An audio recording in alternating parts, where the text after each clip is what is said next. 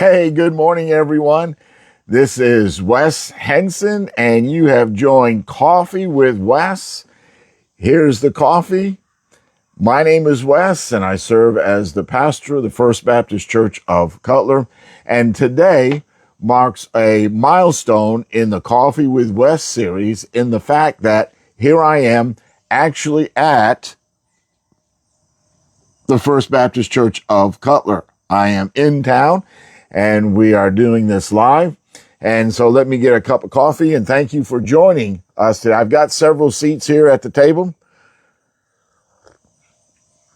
so you can come by and join us, and that would be a great thing. And so anyway, this is August the 20th, 2025, and it's a Wednesday. We're in the middle of the week. And so we spent the night at in Cutler last night. And so here's my thing. Here's my dilemma. All right, talking about the coffee. So at home in Carterville, what I do is I set the coffee and program it to come on, start when it's supposed to. And it grinds the coffee, and then it puts it in the little basket. Then it pours the water on, and it flows into a thermal carafe. So that's all good. So I get up, and there's no heat on it, and it stays hot, and I enjoy my coffee during the morning. Well, here, number one, I've got a Mr. Coffee, which is fine, makes good coffee, but I have to use ground coffee, so I get it ready the night before. I don't have it programmed, so I have to get up. When I get up, I have to turn it on. It makes the coffee, and here's the biggest issue that I have. It flows into a glass carafe, a glass, container, if you will, a glass pot, and which is fine, except the heat on the coffee breaks down the goodness of the coffee. So it makes its coffee. Then I get myself a cup, have a couple sips. Then I go and I turn it off. And again, it's all good. And so then when I want a coffee, as the day goes on or as the morning goes on, it doesn't last a day. As the morning goes on, I fill up my coffee and then I put it in the microwave to get it back hot. Well, here's the dilemma. Okay, I've said all of that to say this. How hot do I want it? So I did it a couple times. Not hot, not hot, not hot enough. And then I said, okay, this time I'm going to really do it. So I pushed the button, and then it was too hot. It's kind of like Goldilocks and the Three Bears, just trying to find that just right temperature. Anyway, I found it.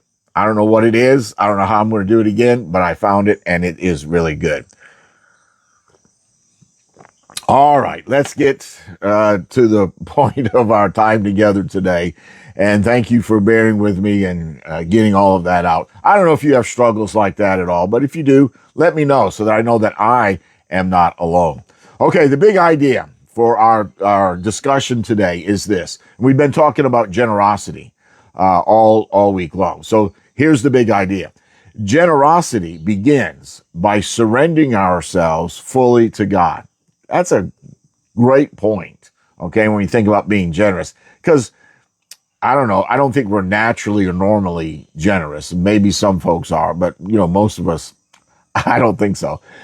Scripture I'm going to use today is from 2 Corinthians 8, verse 5. And again, all week long, we're in 2 Corinthians 8. We're looking at verses 1 through 9.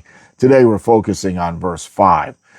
And this is what Paul writes. He says, they, speaking of the Macedonians, remember, that's who we're talking about this week, and they have been contributing to this fund that's going to help the Christians in Jerusalem. And the Macedonians are not very well off financially. They're facing lots of challenges, unlike the Corinthians, who seem to be a little bit higher on the economic ladder and really have things going well for them. So this is what he says. He says, they even did more than we hoped for. For their first action was to give themselves to the Lord and to us, just as God wanted them to do. So the secret to the Macedonians' radical generosity was not their wealth. Now hear that. It was their worship. Before they gave their money, they gave themselves. Their generosity flowed from a life that was surrendered to the Lord. You know, when we talk about being generous and sharing and giving our tithes and offerings in church, you know, a lot of times preachers and churches will talk about the importance of and the fact that you should, you know, this and that and the other. But you know what?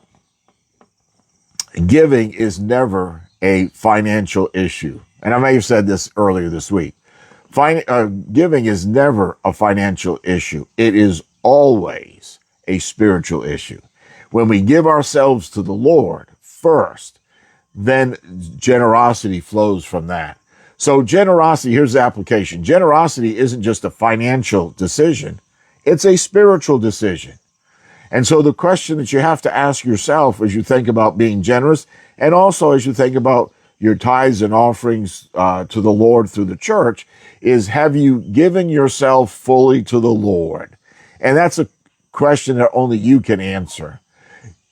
Surrender is the soil where generosity grows. So when you say yes to God in every area of your life, your resources will normally follow. Here's our thought for today. Then we can get on our way. Thank you for spending some time with me this morning. Before you give anything to others, before you give your next offering, before you do anything, give everything to the Lord, because that's where generous living begins. Folks, have a great Wednesday. I hope you get a lot done today. We're in the middle of the week. We're going to make this. We're going to do this. Hey, this is a beautiful place. I sat out this morning as it was getting light here in Cutler, and really enjoying myself today. And the weather has kind of changed a little bit. It's getting nice, less humidity.